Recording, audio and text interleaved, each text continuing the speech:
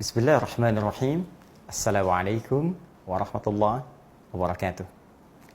Alhamdulillah, wassalatu wassalamu ala rasulillah wa ala alihi wa sahbihi wa man wala wa ba'du. Saudara-saudariku dimanapun Anda berada, Alhamdulillah bersyukur pada Allah subhanahu wa ta'ala, kita kembali diberikan kesempatan oleh Allah untuk menunaikan ibadah siam Ramadan hingga hari ke-13 di bulan Ramadan. Tentunya kita berusaha bermohon kepada Allah subhanahu wa ta'ala dengan semangat dan jiwa yang khusyuk agar Allah berkenan menerima seluruh ibadah yang telah kita tunaikan dari hari pertama di bulan Ramadan sampai dengan hari ke-13 ini dengan penerimaan terbaik insya Allah. Pada edisi ke-13 dalam program Aku Suka ini, kita akan coba meneruskan lanjutan dari pembahasan di pertemuan yang lalu tentang rahasia yang hadir pada saat kita berbuka puasa. Sebelumnya, untuk mengingatkan kembali secara cepat apa yang telah kita urai di pertemuan lalu, bahwa dalam konteks menunaikan ibadah siam yang dijalani dari mulai fajar, ya, subuh sampai dengan waktu maghrib itu, kita telah ulas bersama bahwa ada contoh yang langsung diisyaratkan, bahkan umumnya dikerjakan oleh Nabi SAW sebagai amalan utama, baik itu terkait dengan koreksi atau introspeksi diri, mencoba menjadi pribadi yang lebih baik dan lembut, ataupun juga amalan berbagi, harta benda, atau juga mungkin makanan, pakaian, dan jenis lainnya yang telah kita ulas dengan sempurna dalam maksud lengkap pada pertemuan-pertemuan yang lalu. Kemudian juga ada yang terkait dengan interaksi bersama Al-Quran dengan 3 turunan utama. Apakah qiraah, bacaan, duhai teman-teman yang ingin ke surga, telah berapa juz dikhatamkan sampai dengan hari ke-13 Ramadan ini? Ataupun tilawah, duhai Anda yang telah banyak baca, berapa dari sekian bacaan Al-Quran yang telah dipahami dan coba diamalkan semampu diri itu? Ataupun juga tahfidz, hafalan, yang kita inginkan membawa mahkota di hari kiamat yang mungkin dipakaikan juga kepada kedua orang tua tercinta. Sejauh mana kita telah berusaha menghafal Quran sampai hari ini bila dibandingkan dengan anak kecil, bahkan ada yang ditutup penglihatannya oleh Allah supaya tidak melihat maksiat, namun dia mampu menghadirkan Quran dalam jiwanya. Dan tentunya mengamalkan ini tidak mudah karena menghadapi tantangan-tantangan yang bahkan telah diberikan oleh Nabi keterangannya plus dengan solusinya. Ini yang kita kerjakan dari fajar sampai dengan maghrib dengan perjuangan yang luar biasa itu, maka akan sangat diberikan apresiasi saat menjelang buka khususnya, yang langsung bonusnya diisyaratkan oleh lisan Nabi Sallallahu Alaihi Wasallam yang tercantum dalam hadis riwayat Muslim. Kita langsung saja sampaikan rawinya, diinformasikan oleh sahabat Abu Hurairah. Ya, Abdurrahman bin Sakhr nama aslinya, ini julukannya, disampaikan dari Nabi Sallallahu Alaihi Wasallam. Apa keterangan Nabi dimaksud sehingga kita sebutkan sebagai rahasia dalam berbuka? Mari kita bacakan hadisnya. Nabi menyampaikan lis-shaimi, ya, insyaallah, lis-shaimi farhatan.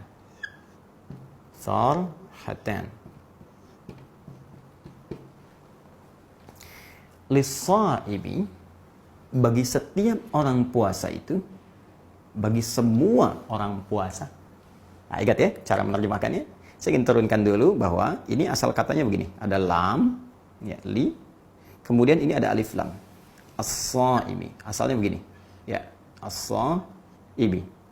Karena masuk lam dibacakan asyamsiyah, syamsiah itu tidak bunyi kemudian alif lamnya, ya, sehingga bisa disatukan dan bisa hilang alifnya karena ini hamzah wasal asalnya, kita hilangkan jadi bisa nyambung, ya, lis-shaimi.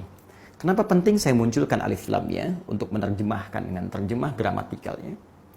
Alif lam kita pahami setidaknya memiliki beberapa fungsi di bahasa Arab. Ada ta'rif, ada yang kedua al-istighraq namanya, ya, menunjuk pada makna holistik, luas, mencakup segala, semua. Ya, seperti di firman Allah Al-Fatihah Alhamdulillahi Rabbil Alamin. Ya, di ayat kedua, Alhamdulillahi Rabbil Alamin. Alif lamnya istighraq. Karena itu kita terjemahkan semua pujian, segala pujian itu hanya milik Allah. Nah, dalam konteks ini, kalau kita ingin kaitkan dengan kata as-saim, ditambahkan dengan huruf lam sebelumnya, lis-saimi, maka kita terjemahkan bagi semua yang puasa itu. Ya, tanpa kecuali. Dan menunjuk sifat keumuman puasanya. Artinya, tidak hanya melekat pada yang fardu seperti Ramadan, ya, tapi juga bisa mencakup yang sunnah. Ya, seperti Senin, Kamis, Ayyamil Bid, ya, puasa Daud, dan sejenisnya. Ya, namun yang paling menarik, jika anugerah ini saja didapatkan pada yang sunnah, maka bagaimana dengan fardu seperti Ramadan yang berlimpah dan berlipat lagi pahala serta keutamaannya. Karena itu, jangan sia-siakan. Mumpung masih kita mendapatkan Ramadan di hari ke-13 ini, jangan sia-siakan makna hadis ini karena tidak ditemukan pada setiap hari-hari biasa. Baik, mari kita lihat. Baik, lis-shaimi, bagi setiap orang puasa itu tanpa kecuali, laki-laki, perempuan, besar, kecil, tua, muda, sepanjang memenuhi kualifikasi puasanya, farhatani, akan mendapatkan 2 kebahagiaan. Masya Allah. Allahu Akbar. Setiap orang puasa bonusnya akan diberikan 2 kebahagiaan. Ya. Jadi sebetulnya orang puasa itu sebetulnya harusnya bahagia. Bukan lemes, lesu. Nah, jadi kalau ada orang puasa itu cenderung wah lemes atau menggerutu, ini menandakan ada persoalan dalam puasanya. Ya, puasa membawa kebahagiaan. Apa 2 kebahagiaan yang dimaksudkan? Mari kita lihat cepat. 1, farhatun, ya, hina yuftiru. Allahu Akbar. Kebahagiaan pertama adalah rasa bahagia yang dirasakan saat ia mulai berbuka. Nah, ini rahasianya, ini konteksnya. Baik, saya tanya pada Anda, kapan berbuka puasa? Zuhur. Kalau zuhur itu anak TK. Asar, anak yang mau masuk SD baru belajar, kan? Baik, seorang yang memenuhi kualifikasi syarat ketentuan puasa pasti mengetahui bahwa buka puasa itu maghrib. Ini dia. Karena itu kita katakan di awal rahasia saat berbuka. Ya. Baik, jadi saat berbuka maghrib itu, ya, maghrib, saat tiba waktunya maghrib, orang puasa cenderung bahagia, senang. Ya, begitu dengar adzan Allahu Akbar, senangnya luar biasa. Hanya memang sebagian umat Islam, juga sementara kalangan, ada yang mengaitkan kebahagiaan ini hanya kebahagiaan berupa fisikal saja, secara fisik, ya, psikologisnya. Apa itu kebahagiaan fisik dan psikologisnya? Kebahagiaan fisik yang dimaksudkan karena orang puasa, dia telah menahan lapar, haus, dan menunggu waktunya berbuka. Dan tiba-tiba datang maghrib, begitu dengar dia bahagia karena waktu menahan lapar dan haus itu telah usai. Tiba lagi saatnya makan kembali. Ya, makan telah tiba, minum sekarang bisa. Karena bahagianya luar biasa, mendengar suara adzan karena merasa kebutuhan fisiknya akan terpenuhi kembali. Nah, karena itu banyak hal yang menarik gitu ya. Kadang ada orang yang sudah mengumpulkan makanan, menunya macam-macam, kemudian minumannya, ada sekutengnya, ada kolaknya, ada jus alpukatnya, segala rupanya, Masya Allah. Ya, begitu adzan berkumandang langsung baru minum teh manis, kenyang. Tapi poinnya ada kebahagiaan fisik. Ya. Nah, hanya yang saya maksudkan bukan ini. Saya ulang, yang saya maksudkan bukan yang ini. Yang saya maksudkan adalah kita coba ambil lagi keterangan dari Nabi Sallallahu Alaihi Wasallam. Adakah korelasi yang dimaksud bahagia di waktu maghrib ini dengan keterangan lain yang memberikan rahasia keistimewaannya? Sebab kalau cuma bahagia buka itu standar, biasa. Ya, umumnya orang kalau puasa, mungkin di non-muslim juga ada puasa. Ya, jadi kalau waktunya buka ya mungkin bahagia. Karena itu konteks kebahagiaan orang beriman akan terasa lain. Karena orang bahagia, orang beriman itu bahagia dengan imannya, menangis dengan imannya, sedih dengan imannya, Masya Allah. Ya, jadi iman yang punya sinar dalam kehidupan jiwanya, yang menerangi anggota tubuhnya. Yang paling menarik, ada keterangan lain di hadis Nabi Sallallahu Alaihi Wasallam. Kalau yang tadi ini di hadis Muslim, ada satu korelasi yang bisa dibahas dengan hadis yang kedua, riwayat Imam At-Tirmidzi. Ya, ini nama aslinya Muhammad, tumbuh dan berkembang di Tirmidzi sehingga dikenal dengan At-Tirmidzi. Ya. Ini kita temukan riwayatnya sahabat Abu Hurairah. Abu Hurairah. Ya, sama persis dengan yang di atas. Ya, nomor hadis 2526. Ini riwayat sahabat Abu Hurairah. Ini pun yang pertama riwayat sahabat Abu Hurairah. Dan yang paling menarik, mari kita lihat korelasinya. Di hadis ini disampaikan oleh Nabi, Thalathatun. Ada 3 golongan. La turaddu da'watuhum. Yang doanya sulit untuk ditolak oleh Allah Subhanahu wa taala.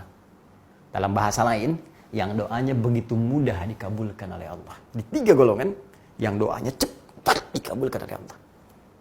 1, al-imamul adil. Pemimpin yang adil.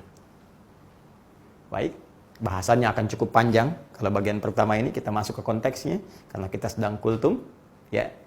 2, as-shaimu hatta yuftira. Ini yang saya maksudkan. Ya. 1, al-imamul adil, pemimpin yang adil. Yang kedua, as-shaimu hatta yuftira. Orang yang puasa ini. Ya. Hatta yuftira, ini kalimatnya. Hatta yuftira, orang puasa sampai dia buka. Sampai dia buka. Allahu Akbar. Jadi ternyata pada saat kita akan berbuka itu, dari kita puasa sebetulnya, kita puasa, dan puncaknya saat akan buka itu. Ya, hatta itu menunjuk pada ujungnya, akhirnya. Dari mulai orang puasa itu, doanya dikabulkan, puncaknya saat akan buka. Itu ditunggu. Anda mau minta apa? Ya, jadi orang puasa itu luar biasa. Sampai di hadis yang lain, hadis qudsi di Al-Bukhari, ya, dalam kitab Siyam, teman-teman sekalian, bab tentang keutamaan puasa, bab fadlus shaum. Itu langsung disebutkan di hadis qudsi. Qala Rasulullah sallallahu alaihi wasallam, qala Allah azza wa jalla. Allah berfirman langsung, ya, orang puasa itu dia menahan makannya untukku, menahan syahwatnya untukku, menahan minumnya untukku. Asyamu li wa ana ajzi bihi. Ya, puasa yang kerjakan, diniatkan ikhlas untukku, aku akan memberikan bagian-bagian terbaik untuknya. Aku berikan pahala sesuai dengan kadar keikhlasannya. Tapi yang paling menarik, perhatikan kalimat ini. Yatruku ta'amahu, ya, wa masyarabahu, wa syahwatahu. Dia meninggalkan makannya, minumnya, syahwatnya untukku, kata Allah dalam hadis qudsi. Sekarang mari kita sedikit bandingkan sejenak dengan pemahaman berikut. Jika ada yang bantu Anda lah, ya, asisten rumah tangga. Tiba-tiba dia kerjakan rapi, bersih, istimewa, segala rupa lah. Bahkan yang paling dahsyat begini, ya, dia biasanya Anda minta mulai kerja jam 7, dia mulai kerja jam 5. Bahkan dia bangun jam 4, ya, kerja jam 5. Kemudian makannya juga sekadarnya saja, ya, dia kerjakan rapi, bagus dan sebagainya. Sekarang tiba waktu gajiannya. Tiba-tiba dia ingin mengajukan sesuatu kepada Anda. Anda berikan ya? Dan Anda mampu. Contohnya sederhana, dia minjam uang misalnya, mau minjam 100.000 aja. Gaji dia 1.500.000, dia mau minjam 100.000 aja. Anda berikan nggak? Maka demi Allah saya katakan, jangankan Anda menunggu dia gajian, sebelum gajian pun Anda sudah ingin memberikan sesuatu yang terbaik untuknya. Kalau bisa, sebelum dia minta, Anda sudah tambahkan. Tambahkan 2 juta, tambahkan serupa gaji yang pertama. Nah, ini yang paling menarik adalah seseorang yang sedang menunaikan puasa. Kata Allah di hadis qudsi riwayat Al-Bukhari tadi, ini luar biasa nih. Orang ini apa yang dia kerjakan? Dia meninggalkan makan. Orang lain makan, dia enggak. Orang lain minum, dia enggak. Orang lain mengerjakan syahwat, dia enggak. Dia tahan karena saya. Maka kata Allah, apapun yang dia mintakan, aku berikan. Wa ana ajzi bihi. Saya berikan pahalanya. Saya berikan bagiannya. Apa di antara bonus pahala itu? Pahala nanti di akhirat didapatkan. Tapi bonusnya bagi orang spesial diturunkan di bumi. Apa di antara bonusnya? Di At-Tirmidzi disebutkan, dikabulkan segera doanya. Karena itulah orang-orang, teman-teman sekalian, mohon maaf, yang tiba saatnya waktu dia berbuka, dianjurkan oleh para ulama memperbanyak doa dulu. Jangan langsung makanan dulu, langsung minuman dulu. Ya, sehingga tiba-tiba nggak sadar dia mau minta apa. Nah, karena itu, para ulama menghadirkan 2 kemuliaan yang dimaksudkan ini. Satu telah kita bahas dalam bentuk doa-doa. Apa di antara doanya? Mari kita uraikan. Ada 2 yang diriwayatkan dari Imam Abu Daud. Ya, nama aslinya Sulaiman As-Sijistani, dikenal dengan Abu Daud julukannya. Ya. redaksi pertama sangat populer, ya, disebutkan dhahabadh dhama'u wa btallatil uruq, ya, wa btallatil uruq wa thabatal ajru, insyaallah telah hilang rasa haus ini dan basah tenggorokan dan ditetapkan pahala oleh Allah Subhanahu wa taala. Jadi saking bahagianya orang puasa, alhamdulillah selesai puasa nih. Mudah-mudahan janji Allah akan segera diberikan kepada kita. Ya, apa di antara janjinya? Tsabatal ajru insyaallah. Pahalanya seperti Allah janjikan, pahala akan diberikan. Bonusnya pun akan tiba. Ya, jadi orang puasa itu ada jaminan langsung dari Nabi sallallahu alaihi wasallam pada riwayat nanti yang kedua, di bahasa yang kedua di sini. Saya langsung masukkan saja. Ini farhatun hina yuftir, yang kedua farhatun hina yalqa rabbahu. Ya, hina yalqahu rabbahu. Farhatun, dan dia merasa bahagia hina yalqahu rabbahu atau hina yalqa rabbahu. Kalau kita katakan hina yalqahu rabbuhu, kalau kita katakan hina yalqa rabbahu. Dan kebahagiaan kedua saat ia akan berjumpa dengan Allah di hari kiamat saat dihisab. Ternyata pahala puasa itu, pahala puasa berlipat. Banyak timbangannya. Beda dengan hari biasa. Kenapa saat ditujukan kepadanya? Bukankah saat puasa dilipat gandakan amalan-amalannya? Qur'annya banyak dibaca, ya, sholatnya banyak ditingkatkan. Begitu ditimbang pahala puasanya, wah, timbangannya luar biasa berat. Karena itulah ketika ia berjumpa dengan Allah di hari kiamat saat dihisab, dia merasa senang, bahagia ketika dimunculkan pahala puasa. Untuk itulah kita berdoa saat berbuka, wa tsabatal ajru insyaallah. Mudah-mudahan ya Allah puasa saya berhasil. Apa yang kau janjikan untuk diberikan di hari kiamat, melipat gandakan pahala saya, memberatkan mizan saya, engkau kabulkan ya Allah. Itu maksudnya. Ya, tapi jangan lupa, ini baru doa pengantar. Kita belum hadirkan ini, jawaban dari yang ini. Mana doa yang kita mintakan untuk bonus dunia kita? Minta sama Allah. Ya, karena itu dalam riwayat yang kedua di Abu Daud, ya. Dan ini Syekh Abdul Qadir Al-Armut menyebut riwayat ini dikuatkan oleh riwayat-riwayat yang lainnya. Ya, jadi pandang baik sampai Imam Abu Daud pun diam pada riwayat ini. Dan orang-orang Mekah mengetahui kalau Imam Abu Daud diam itu saleh, artinya baik, bisa digunakan sebagai dalil. Ya, Allahumma laka sumtu ya wa ala rizkika aftartu. Jadi dengan bersungguh-sungguh ya Allah, aku telah puasa. Alhamdulillah aku akan berbuka dengan rizkimu. Dan ada riwayat yang ketiga dari Ibnu Umar radhiyallahu taala anhuma. Ini yang mau saya sampaikan. Kita kecenderungan membatasi pada dua riwayat di sini saja.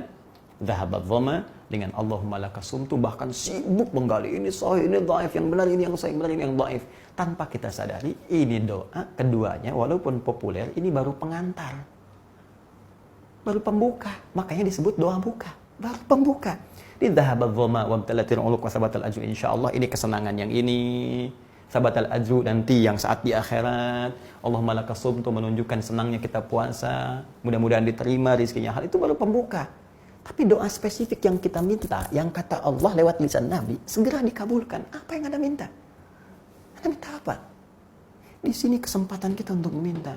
Kenapa enggak Anda minta, ya Allah, segera angkat wabah COVID-19 ini. Ya Allah, berikan rezeki kepada saya lewat pekerjaan saya. Ya Allah, sabarkan keluarga kami. Ya Allah, hilangkan masalah dalam rumah tangga kami. Pernah enggak kita minta itu selama berbuka? Ya Allah, saya ingin keluarga saya jadi penghafal Quran. Pernah enggak minta?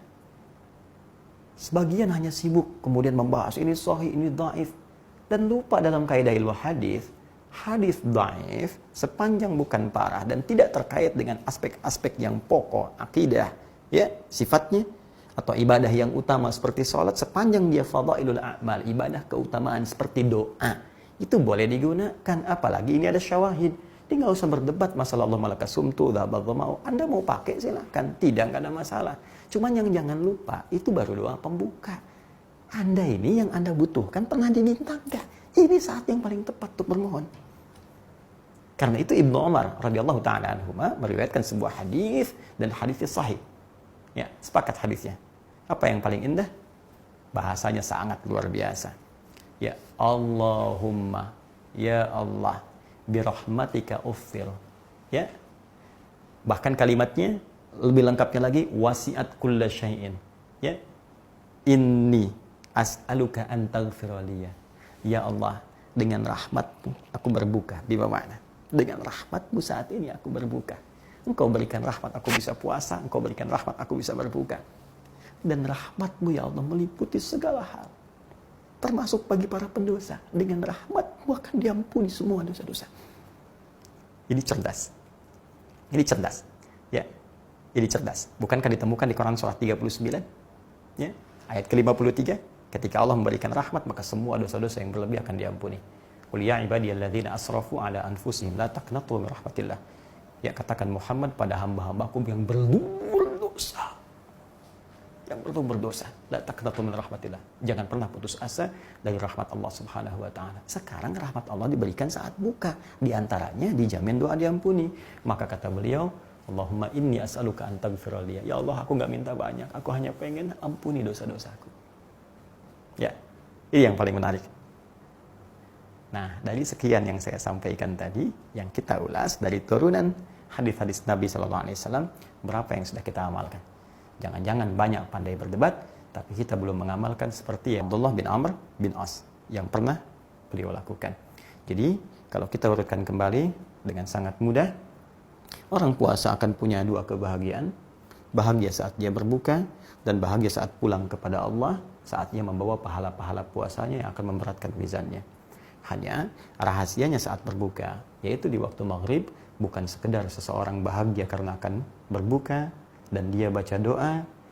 Rahasia terbesarnya, banyak doa-doa yang ditunggu pada saat itu, yang dijamin kata Nabi akan cepat dikabulkan kalau ia mohonkan. Maka mari kita amalkan minimal di hari ke-13 ini. Jangan sibuk memperdebatkan yang sudah jelas. Membahas yang sudah jelas akan menjadikan pembahasan semakin tidak jelas. Karena itu, dari yang sudah terang benderang ini, tinggal kita amalkan. Awali dengan doa pembuka, dhahaba dhama, atau Allahumma lakas sumtu, atau ada sementara ulama yang menggabungkan dari doa ini. Bahkan dibacakan, Allahumma lakas sumtu, wabika amantu, mengambil yang tadi, redaksi yang terakhir. Wabika amantu, ala rizkika akhfartu, birahmatika ya arhamar rahimin, dhahaba dhamau, wabtalatil uruku, wa thabatal ajlu, insyaallah, Allahumma inni as'aluka birahmatika allati wasi'at kulla syai'in, antaghfiraliya. Ya, ini yang bisa saya sampaikan. Semoga Allah muliakan kita semua dan memberikan rahmat, khususnya di hari ke-13 saat kita mulai berbuka ini. Dhahabat dhama wabtalatil uruq wa thabatal ajru insyaallah. Allahumma lakas sumtu wa bika amantu wa ala rizqika aftartu bi rahmatika ya arhamar rahimin. Allahumma inna nas'aluka ya Allah bi rahmatika allati wasi'at kulla syai'. Allahumma inna nas'aluka an taghfira lana ya arhamar rahimin, an taghfira lana ya rabbal alamin, innaka antal ghafurur rahim. Subhanakallahumma wa bihamdika asyhadu an la ilaha illa anta astaghfiruka wa atubu ilaik. Wa akhiru da'wana alhamdulillahi rabbil alamin. Assalamualaikum warahmatullahi wabarakatuh.